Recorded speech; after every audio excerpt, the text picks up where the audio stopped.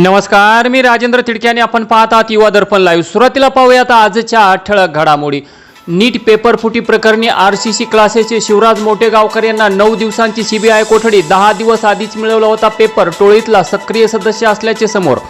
पालघरमध्ये वराडींचा ट्रक आणि कंटेनरची धडक, 12 जणांचा मृत्यू, 20 ते 25 जण गंभीर जखमी।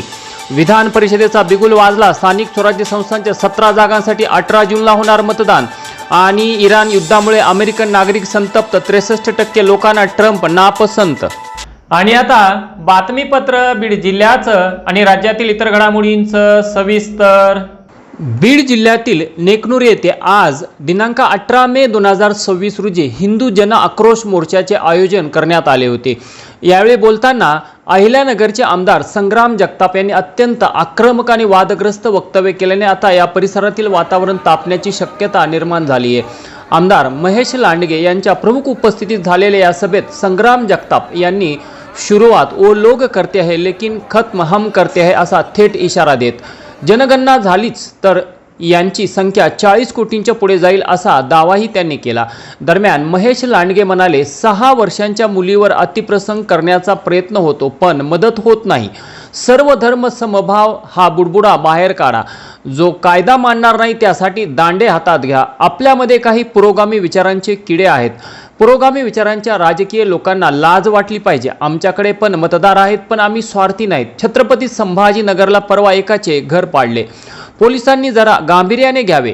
पोलिसांनी जर अशा पद्धतीने पक्षपात केला, न्याय दिला नाही तर मग दंगल झाली तर तुम्ही जबाबदार असाल असा इशाराच लांडगे यांनी यावेळी दिला।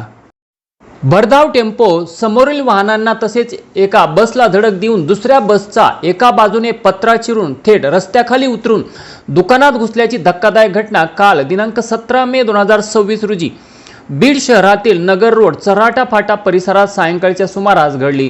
सदरचा टेम्पो हा बीड शहराकडे येत होता, परंतु भरधाव टेम्पो समोर दिसणाऱ्या वाहनांना धडक देत धावत होता। यातच बीडकडून पाटोद्याकडे व पुण्याकडे एक अशा 2 एसटी बस जात होत्या।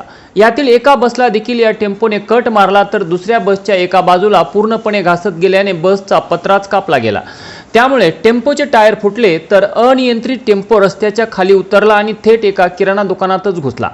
अपघात होताच घटनास्थळी मोठी गर्दी झाली तर घटनेची माहिती मिळताच बीड जिल्हा वाहतूक शाखेचे PSI विजय जाधवर, कर्मचारी आदिनाथ मुंडे, दत्तात्रय कदम, ग्रामीण पोलीस ठाण्याचे हवालदार मोराळे, शेख, दराडे आदी घटनास्थळी दाखल झाले आणि अपघातामुळे विस्कळीत झालेली वाहतूक पुन्हा सुरळीत करून टेम्पो चालकाला ताब्यात घेत त्याला तपासणीसाठी बीड जिल्हा रुग्णालयात नेले। सुदैवाने या अपघातात कोणतीही जीवितहानी झाली नाही।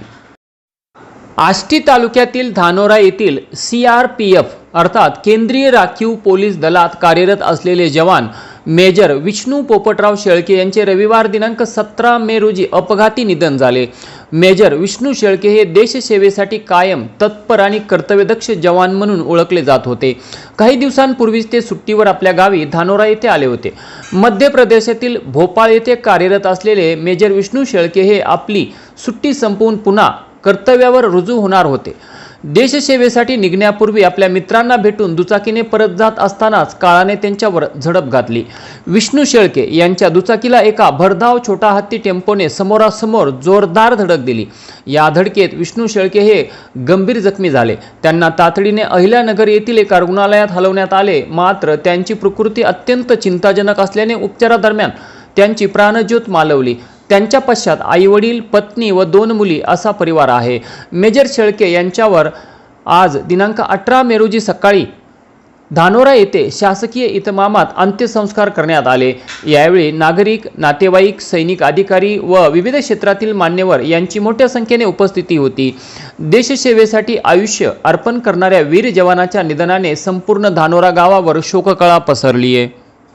गेवराई शहरात कपडे खरेदी करून आपल्या चुलत भावासोबत दुचाकीवरून गावाकडे परत जाणाऱ्या एका 15 वर्षीय मुलाला वाळू वाहतूक करणाऱ्या भरधाव वाहनाने जोराची धडक दिल्यामुळे झालेल्या भीषण अपघातात सदर मुलगा जागीच ठार झाल्याची हृदयद्रावक घटना रविवार दिनांक 17 मे 2026 रोजी दुपारी गेवराई शहरात घडली।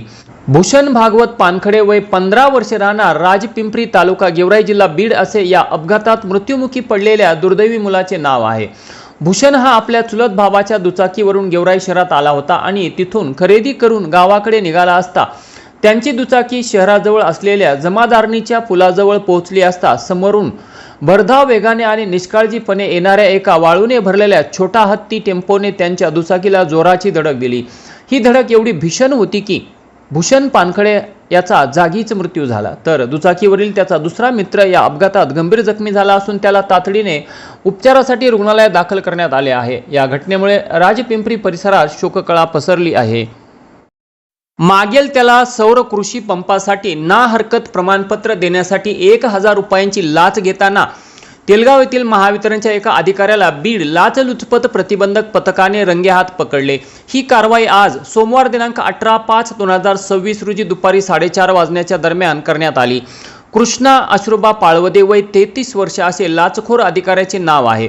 धारूर तालुक्यातील तेलगाव येथील महावितरण कार्यालयात वरिष्ठ तंत्रज्ञ म्हणून पाळवदे हे कार्यरत होते।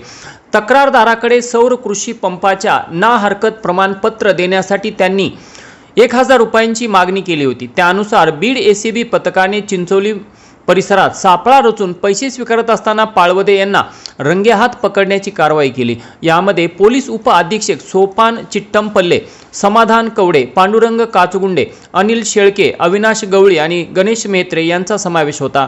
दरम्यान आष्टी येथील महावितरण अधिकारी काही दिवसापूर्वीच एसीबीने रंगेहात पकडल्यानंतर आता तेलगाव येथील अधिकारी एसीबीच्या जाळ्यात अडकला। गेवराई तालुक्यातील ठाकर आडगाव येथे अखंड हरिनाम सप्ताहाच्या हिशोबाच्या वादातून कीर्तनकार कैलास महाराज आनंदे यांच्यावर झालेल्या अमानुष हल्ल्यात महाराज गंभीर जखमी झाले असून त्यांच्यावर बीड येथील लोटस रुग्णालयात उपचार सुरू आहेत। ही घटना कळताच राज्याचे उपमुख्यमंत्री एकनाथ शिंदे यांच्या मार्गदर्शनाखाली युवा सेना मराठवाडा निरीक्षक तथा युवा सेना लोकसभा संपर्क प्रमुख बीड बाजीराव दादा चव्हाण यांच्या वतीने महाराजांना 1 लाख रुपयांची मदत देण्यात आली। मदतीच्या वेळी शिवसेनेचे शिवसेना जिल्हा प्रमुख सचिन मुळूक, शिवसेना जिल्हा प्रमुख चंद्रकांत नवले, शिवसेना जिल्हा प्रमुख स्वप्नील गलदर, शिवसेना धर्मवीर आध्यात्मिक सेना प्रदेशाध्यक्ष अक्षय महाराज भोसले, युवा सेना मराठवाडा निरीक्षक अविनाश जाधव, युवा सेना विधानसभा अध्यक्ष तथा नगरसेवक सूरज चुंगडे, युवा सेना जिल्हा प्रमुख सुमित कोळपे, युवा सेना उपजिल्हा प्रमुख काशीनाथ जाधव, हबप लक्ष्मण महाराज मेंगडे, विष्णुदासजी महाराज सुरवसे, शिवसेना वैद्यकीय मदत कक्ष बीड जिल्हा प्रमुख महादेव मातकर, शिवसेना वैद्यकीय मदत कक्ष बीड जिल्हा उपजिल्हा प्रमुख शरद झोडगे, धर्मवीर प्रतिष्ठान जिल्हाध्यक्ष लिंबाजी जाधव, पदाधिकारी, शिवसैनिक आणि युवा सैनिक मोठ्या संख्येने उपस्थित होते। तसेच एकनाथ शिंदे यांनी व्हिडिओ कॉलच्या माध्यमातून कैलास महाराजांशी संवाद साधत त्यांना न्याय मिळवून देण्याचे आश्वासन दिले। तर महाराष्ट्रात साधू संतांच्या केसालाही धक्का लागू देणार नाही अशी ठाम भूमिका शिवसेनेकडून यावेळी व्यक्त करण्यात आली। आणि याचबरोबर आजचं बातमीपत्र संपलं। उद्या पुन्हा भेटू काही नव्या आणि ताज्या घडामोडींसह। तोपर्यंत पाहत राहा युवा दर्पण लाईव्ह चॅनल, लाईक करा, सबस्क्राईब करा आणि खाली दिलेल्या बेल आयकॉनला प्रेस करा। तोपर्यंत नमस्कार।